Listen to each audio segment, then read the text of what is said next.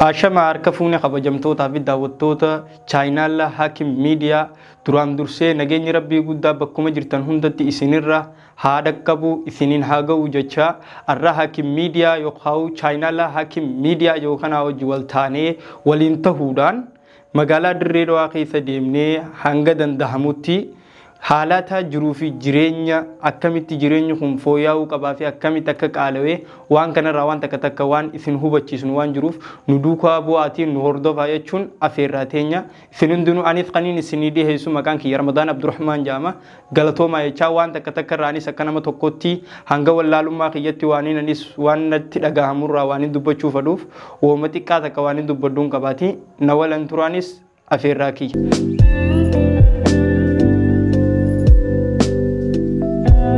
jalqaba irratti jireenyi kun maaliif akkanatti qaala'uu danda'e yoo jennu taate namni baratee Itoophiyaa keessatti heddummaachuu dhaburraa maaliif yoo jennu taate biitii teenya tuni akkuma jechuun uummanni addunyaa kanaa itti nu beekutti Itoophiyaa jechuun miskiina garuu miskiinummaa teenyaanis hin saalfannu ni boonna dhabni waa tuffii miti yookaan salphina miti kabajaa dhabuutu salphina waan ta'eef miskiinummaa teenyaanis ni boonna jechaa garuu wanni ammaan tana kanarratti akka dubbannu nu kakaase qaala'umsa yookaan jiruun tun maaliif akkanatti namni keenya dadhabaadhaas akkatti cinqachaa jiru waan arkinuuf waan kanarraa waan takka dubbachuu feene kanarrattis wanni akka jireenyi qaala'eef takkaffaa nageenyi yookaan rakkina biyya teenya keessa jirurra maaliif jennaan roobni sa'aa malee roobee waa balleessa waan ta'eef kanaafuu maaltu nurraa barbaachise yoo nama dargaggoo akka lammii biyyatti yoo jedhamu taate dura irratti tasgabbii jiraachuu qabdi maaliif jennaan uummanni keenya maal jaalate jennee yoo dubbannu taate yoo raasuu nu taate nagee jaalata garuu yeroo ammaa tanatti biitii teenya nagee hin qabdu rabbi nagee saniis haa fidu jennee ni hawwina haqa dhabameetu rakkina dila kanaan nu gahe garuu hanga dandahametti nutis lammii biyyaati humna irra qabnu tana baruu biyyee nyaata hanga dandeenyetti biyya teenya tana irratti qabsooyne haqa barbaannu sanis galmaan gahuudhaaf bakkaan gahuudhaaf bakka yaadne san gahuudhaafis maaliif jennaan akkanumatti waan rabbiin namaa godhuus hin jiru hanga abbaan humna tattaafatee galma gahuu san tattaaffii godhee fi rabbiin illee irratti yadaaf malee akkanumatti ta'anii yaa rabbi kana naa godhii jechuurra tattaafachuunis sababninis barbaachisaadha malee biitii teenya ammaan tan akka amma irra jiru kanaan hufaatii guddoo keessa jirra namni keenya kabaadiyyaa magaalaa irra wayya kabaadiyyaa yeroo inni qototee magaalaa geessetti waan itti gurguru waan xiqqisha gurgura yeroo garuu qamaduma san yookaan wooma buna ta'uus wooma midhaan ta'erraa yeroo gurguree galetti yeroo deebi'ee bitatu wanni inni harkaa qabsoo waan san hin bittuuf namni agabuu qabuluu jira meeqaa jira tanaafuu wanni nuti nurraa eegamu kalammii biyyatti wanni godhuu qabnu jireenya kanarratti akkamitti fooyyeessuu dandeenya nagee kanoo akkamitti dhufuu danda'a yoo amma rakkinni guddaan biyya teenya tana qabatee jiru parsantii 100% kalikitti barati parsantiin 60 naman baratiin maaliif jennaan warri jechuu ammaan tana taayitarra jiru kuni hanga takka malee irra guddaan isaanii barnoonni isaanii akkasitti ol ka'e miti saniifuu kayyachuu amma 2GB 32GB irratti fi'uun hin danda'amu warri 2GB warra jechuu Itoophiyaa tana hoogganaa jiru 32GB warra isaan jala taa'ee wanna jiru yoo 32GB kuni yookaan GB 32 sagalee isaa ol kannatee fudhachuun hin ta'u maaliif jennaan 2GB isaa ol aangoo qaba jalqabarraa kaasee inni maaliin akka dhufe hawaliin beeynu jechuudha korraapshinii dalagaa dhufe saniifuu akka inni kuni bakka arkatuuf namni beeytaa bakka qabu yoo bakka si godhe bakka hin qabne san bakka nama dhoorka waan ta'eef akka akkas hin taane amma dubbiin biyya teenyaa tuni wanni guddaan jireenya kanaaf qaaloomina taate akkuma ja'anii makmaakan san heerri yookaan seerri afaan hayyuu ooleeti mana gowwatti galaa jaan saniifuu biitii teenyaas rakkoo guddaa keessa jirti maaliif jennaan wanni ammaan tan irra jiru nutis ni beeyna wanni nuti itti jiraachuu jirru harkaaf afaan jiddu akka jirtutti Itoophiyaan hiyyeessa akkuma nu guduraa jeesanii irra deebiis akka nurraan taane jechuudhaaf hanga dandahametti waliin taane qabsooyne waan dandeenyu irratti harka keenya wal qabanne humna irra qabnu tana biyyee nyaata akkuma guduraa jeesan haa ta'u garuu hanga dandeenyutti laffa'uu qabna nama laffee tabba yaadisaniis garuu akka wanni irra dalagamuu qabu mootummaa irra dalagamuu qabu mootummaan uummata keessaayis waa takka hin qabu irrattis gabbuu irratti dalagaa hin jiru silaa jireenyi kun akkanatti hin qaaloo yoo haala kanaan keetti fufu taate yeroo gabaabaa booda bitituun kara gadadoo kara nama miliyoona 4-5tti ol siquudhaan hiyyummaan tun dabalti. Tanaafuu akka hiyyummaan tunis hin daballeef hanga dandahametti namayyuu jechuudha misooma irratti bobbahuu qaba. Nageenyi biyyaatis dhufuu qaba.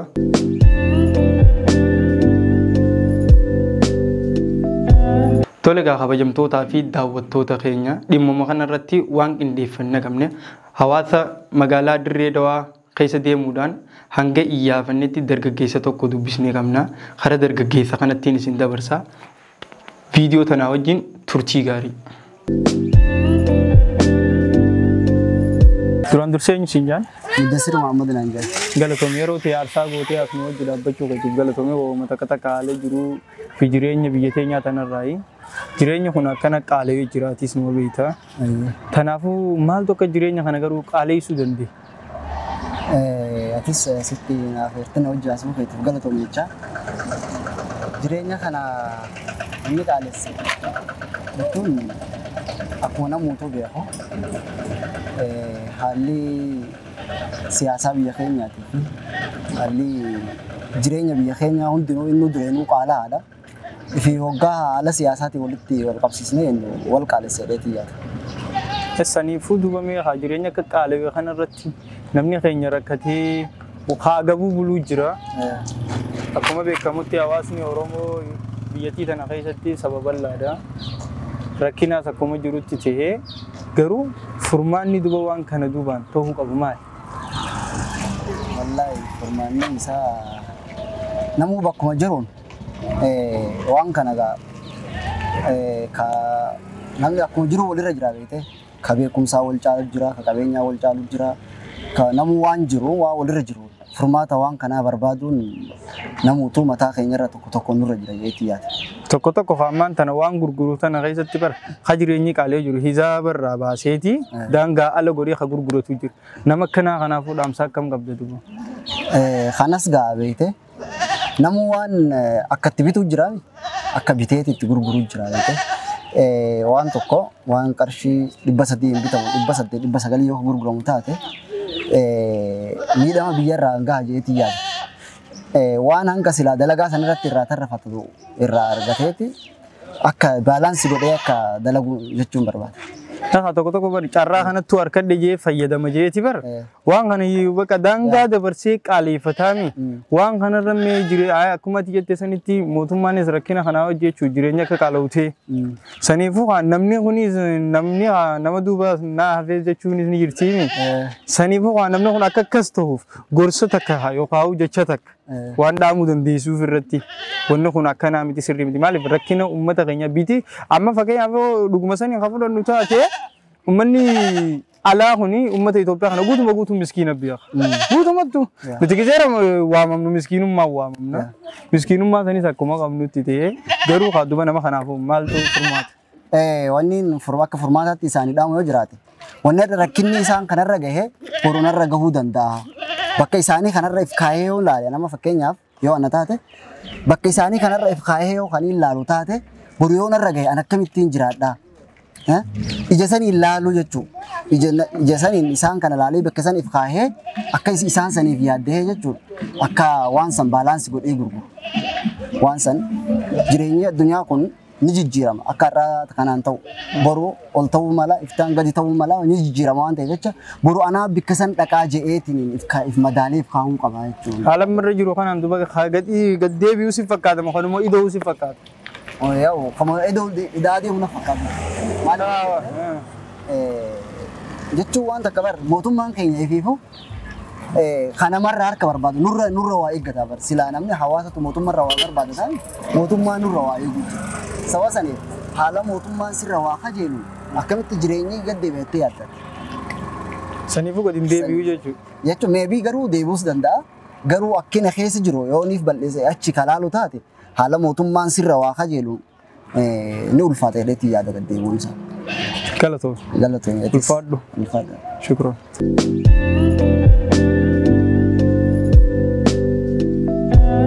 akkuma viidiyoo kana daawwannee walitti deebineen kun ammas waan takka takka kanarra dhaabbannee yaada xiqqaa takka dubbannu qabna. Maaliif jennaan dhugaadhaa hawaasni keenya rakkataa qaba, beelawa qaba, dheebotaa qaba, kadaaran qabne qaba. Kanaafuu namni carraa kanatti harkadhee jeetii yeroo jireenya kana qaalawee jiru kanarratti poozitiif callaa ida'atee maallaqa ida'atee tirfii godhachuudhaaf jecha jechuudha. Osoo hawaasa kanaaf yaadin nama gurgurachaa jiru jira. Kanarraayis garuu osoo if qusanne hedduu irra gaariidha. Maaliif jennaan osoo arraati bakka rakkataa san dhaabanii waan kana akkasii siqqaaleessan hangam takka cinqatteettis laaluun dirqama keeti. Saniifuu obboleessa qiyya qaalii, obboleettii xiyya qaalii, abbootii teenya, hawwan keenya waan kana warri akkanatti jechuun tirfii godhatanii gurgurachaa jirtan osoo irraa dhaabbattanii bareedaan jaa yoon isin balleessis dhiifama jechaa galatooma. Baba, eenyu siin jaan maqaa kee? Yusuf Adawwaaree nan jedhama. Kasii galatoomii yeroo teetis gubbii as nu hojii dhaabbattee qaanfachaatiillee dubbisna karattillee waaswannan goona. Dhiifama jechaatuma si gaafachuudhaaf jireenya keenya kun akka biyyattii teenyatti qaaloominni ni jira. Warri nuti amma warri kanatti magaalaa keessa jiraannu kun qaaloominni kun nutti mul'atu. Kafadhattuu yoo qaala'u taate nuti jireenya qaalii afaanumaan dhageenya malee wanni amma jiru nu bira qaalii miti. Garuu isin waan leecolloo qaaloominaatis waa hunda jechuu beeytaniif qaaloominni kun maalirraa akkanatti jettanii yaaddan? Qaaloominni kun haadhu bakka hundi irraa bitan bakka irraa dhufu kana bakka kana qoratanii haadhoo gartee warri naggaadeen irraa bitu sanis hubatanii achi irraa laaluu. Achi dabalummaa qotuma bulaan kunuu hojii jabeessee shayii gurgurtaa dhaabatee waan hunda akka misooma guddaa akkatutti yoo dalage kaanis qabeenya ati dhugaa qabdu bitii hedduu alan baatu wanni bitamtu kunuun xiqqaatti namuun qabeenya dhugaa qabaate haala kanaan inni wayyaa wana fakkaati. Hojjettee kaanis biqee irraa fiduu ilaaltee ashuurri guddates ilaaltee biqiltee yoo achi asitti immoo kan qaalaawwataa ashuura asitti yoo kan qaalaawwataa ta'e hoggaa kana egaa abbootii bittee qaaleessota kana qoratanii ilaalanii sirreessuun barbaachisaadha.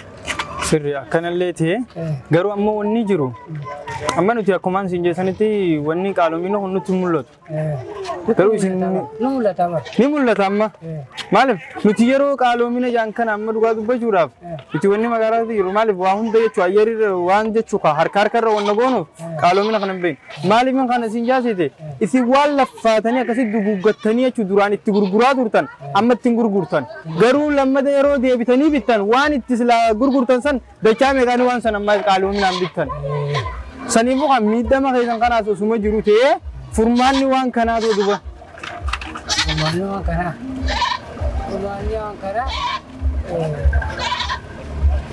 akka hojii garaatti dalagu mati akka dalagu dalagitee furraan bisuudha gartee qabeeyyii ta'urraa qabeenya dabaluudhaaf dalaguu takka bakka irraa fidan sanirraa ashuuraas laalanii irraa naggaadeen sirreessitee bakka naggaadee tana keessatti qoratanii barbaadanii sirreessitee akka namni danda'utti deebisuudhaaf yoo taate malee hamma qottee bulaan numa oolaa malee waan irraa siisuu danda'u qabu yoo hojjetee irraa gaafa isaa bahe malee. Mootummaan waan kana sirreessuu hin danda'u. Mootummaan ni danda'a. Duba yoo danda'u taate akka inni danda'ee waan kana nuu gad deebisuuf dhaamsi mootummaaf qabdu hoo? Dhaamsi qoratee mootummaan naggaadee bitu tanaas haala isaan itti bitanii mirga isaanii ilaaltee fi akka isaan itti bitan ilaaltee akka itti gurguran ilaaltee isaan kan akka sirreessitu godhuu barbaachisa. Abshira galatoomi baabaa fi. Galatoomi.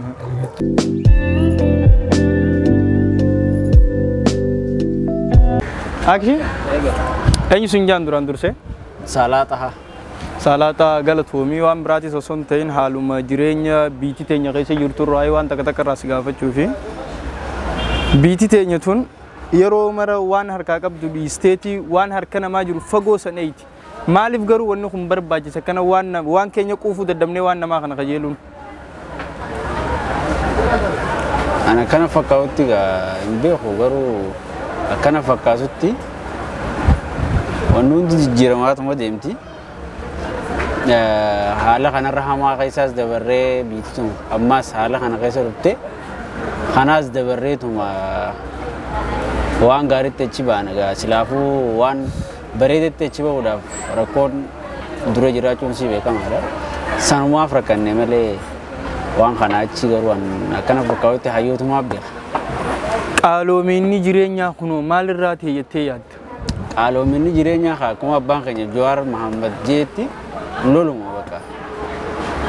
Lolli yoo dhufe qofaatii malee bu'aan qabu, lolli yoo dhufe khasaaraa malee bu'aan qabu jechaa akka ture san bakka lolli dhufe agarree qofaatii malee bu'aa isaanii dhabne maan namaa dhumuu ikoonomiin biyyaa kufuu kanuma kana agarree malee waan biraa waan kanaan alaa sololliin turin qaaleenni jireenyaatiif kun natti mul'anne saniifin jira.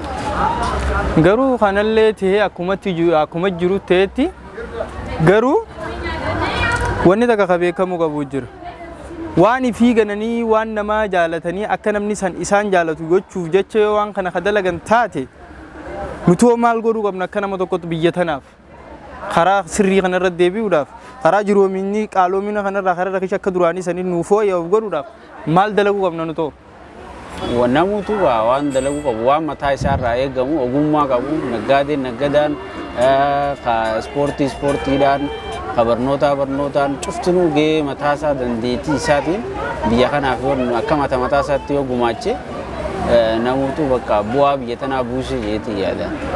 Garuu amma fakkeenya tokko fudhannu taate lukkuun duriis numa jirti handaaqoon ammaas numa jirti. Duriis killee numa dhalti ammaas numa dhalti.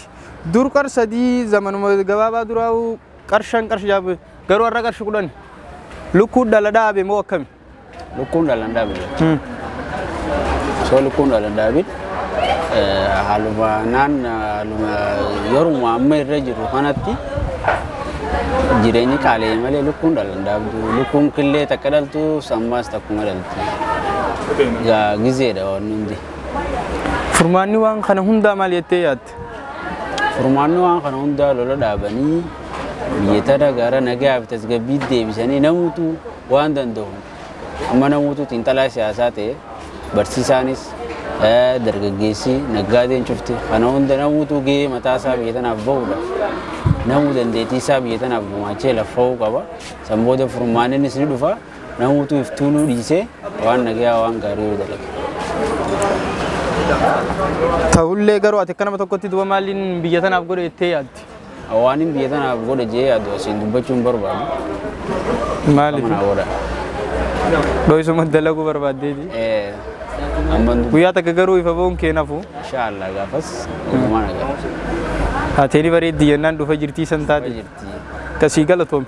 Galatooma.